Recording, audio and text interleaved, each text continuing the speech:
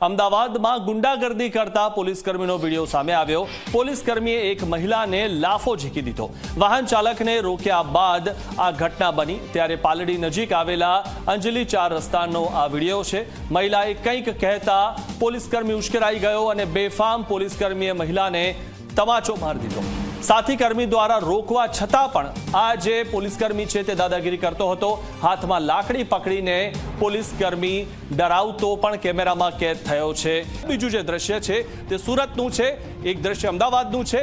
बंनेमां एक वस्तु कॉमन छे के गुजरात पोलीस सामान्य जनता पर हाथ उपाड़ी रही छे। अमदावादनुं जे दृश्य छे तेमां पोलीसकर्मीए महिला पर हाथ उपाड्यो हतो।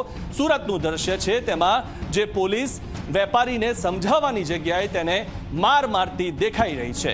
ગુજરાત પોલીસ આવી નહોતી, કેવી રીતે થઈ તે સૌથી મોટો સવાલ છે।